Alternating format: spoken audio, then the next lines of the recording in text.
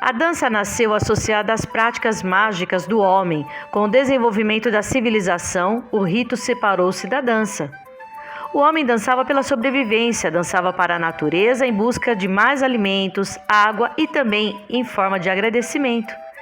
A dança era quase um instinto, e esses acontecimentos registrados nas paredes das cavernas em forma de desenhos ficaram conhecidos como arte rupestre. O homem primitivo pintava nas paredes das grutas, cavernas e galerias subterrâneas cenas de caça e rituais que representavam a caçada. Pareciam acreditar ser possível, pela representação pictórica, alcançar determinados objetivos, como abater um animal, por exemplo. Na Grécia, a dança originou-se em rituais religiosos. Os gregos acreditavam no seu poder mágico, assim os vários deuses gregos eram cultuados de diferentes maneiras. As danças preparavam fisicamente os guerreiros e sempre eram feitas em grupos. A dança era muito difundida na Grécia Antiga.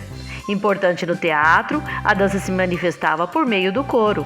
Em Roma, nunca foi privilegiada e só vai recuperar sua importância no Renascimento.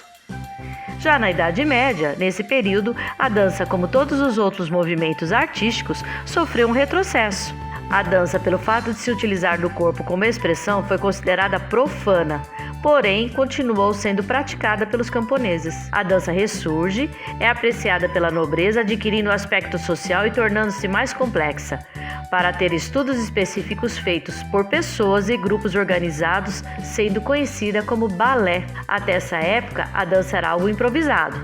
Só a partir do Renascimento passa de atividade lúdica, de divertimento, para uma forma mais disciplinada, surgindo repertórios de movimentos estilizados. O uso do termo balé, na época balletto, significava um conjunto de ritmos e passos. A moda do balletto na Itália se espalhou também pela França durante o século XVI. O século XVII é considerado o grande século do balé, saindo dos salões e transferindo-se para os palcos, provocando mudanças na maneira de se apresentar, surgindo assim os espetáculos de dança. A partir do século XVIII, o drama balé pantomima é executado nos palcos dos teatros por verdadeiros profissionais de ambos os sexos. A dança adquire todo o seu esplendor com ricos e belos cenários e figurinos. O balé passa a contar uma história com começo, meio e fim. No romantismo, o termo romantismo é absorvido pelo balé, que até aquela época falava de histórias de fadas, bruxas e feiticeiras. Procurou recuperar a harmonia entre o homem e o mundo. É nessa época, século XVIII, que os bailarinos começam a usar sapatilhas, completando a revolução do balé. Na segunda metade do século XIX, uma mulher novamente iria revolucionar toda a dança. Era Isadora Duncan, provocando uma imensa renovação com uma dança mais livre, mais solta, mais ligada à vida real. A dança moderna é uma negação da formalidade do balé. Os bailarinos trabalhavam mais livres, porém não rompem completamente com a estrutura do balé clássico. Os movimentos corporais são muito mais explorados. Existe um grande estudo das possibilidades motoras do corpo humano. Solos de improvisação são bastante frequentes.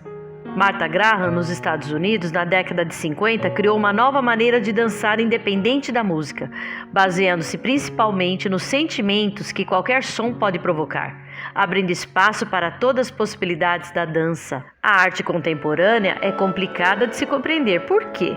É algo que não é previsível, é o novo, é a ruptura com aquilo que conhecemos como arte. Na dança, a contemporaneidade fica mais evidente, pois ela deixa de ter uma estrutura clara, preocupando-se mais com a transmissão de conceitos, ideias e sentimentos do que com a estética. A dança contemporânea surgiu na década de 1960, como uma forma de protesto ou rompimento com a cultura clássica. Depois de um período de intensas inovações e experimentações, que muitas vezes beiravam total desconstrução da arte, finalmente, na década de 1980, a dança contemporânea começou a se definir, desenvolvendo uma linguagem própria. Os movimentos rompem com os movimentos clássicos e os movimentos da dança moderna, modificam o espaço, usando não só o palco como local de referência. A dança contemporânea é uma explosão de movimentos e criações. O bailarino escreve no tempo e no espaço conforme surgem e ressurgem ideias e emoções. Os temas refletem a sociedade e a cultura nas quais são inseridos. Uma sociedade em mudança. São diversificados, abertos e pressupõem um diálogo entre o dançarino e o público, numa intenção entre sujeitos comunicativos. O corpo é mais livre, pois é dotado de maior autonomia. A dança contemporânea é uma circulação de energia, ora explosiva, ora recolhida. Pode-se dizer que a partir do desenvolvimento da sociedade industrial, houve grande diferenciação dos papéis sociais de homens e mulheres, sendo que aqueles foi designado como campo de atuação o trabalho e, consequentemente, o mundo público e aquelas foi instituído como campo de atuação o seio familiar.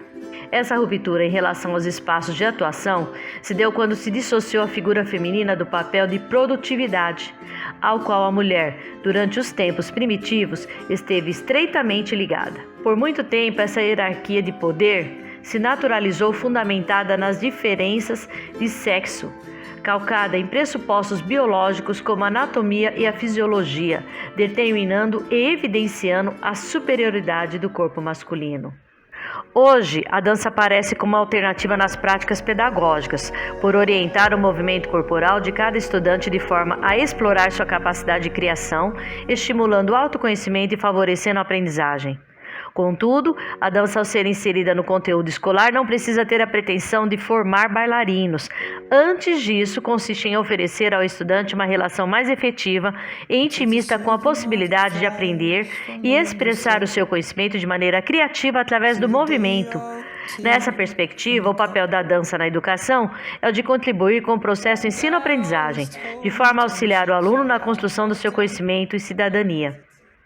Na sala de aula, identifica-se diversidade de possibilidades a serem experienciadas com exercícios de percepção do próprio corpo, seus contornos e limites. Percepção do espaço da sala, espaço pessoal e interpessoal, aguçando a partir daí uma ampliação da percepção do espaço individual ao coletivo. Direcionamos os estudantes à exploração do espaço com estudo de linhas e níveis, bem como qualidades diversas de executar um único movimento. Assim, a livre exploração inicialmente causou estranhamento e alguns estudantes apresentaram dificuldades em executar as tarefas propostas. Vou dar 2 sugestões de atividades que funcionam bastante porque eu já experimentei com os meus alunos. Os alunos podem fazer a postagem no Classroom de links de apresentação que eles mesmos participaram. Você irá se surpreender com alguns alunos. Muitos deles praticam danças de diversos gêneros e você nem sabia. Que os alunos que não praticam qualquer tipo de dança façam a postagem de links de danças que eles gostariam de participar, ou pelo menos que eles se interessam bastante. Talvez eles não se interessem tanto pelos movimentos ou pela prática, mas gostem do tipo de roupa que é utilizado, tipo de cenário ou tipo de batida da música da dança. Uma atividade para o retorno às aulas seria a montagem de festivais de dança na escola. Eles gostam muito. As danças não podem ser simplesmente praticadas. É importante que você os incentive a fazerem pesquisas a respeito da sua origem. E essas pesquisas podem ser postadas através de cartazes ou através da exposição, sempre quando eles forem dançar no dia do festival.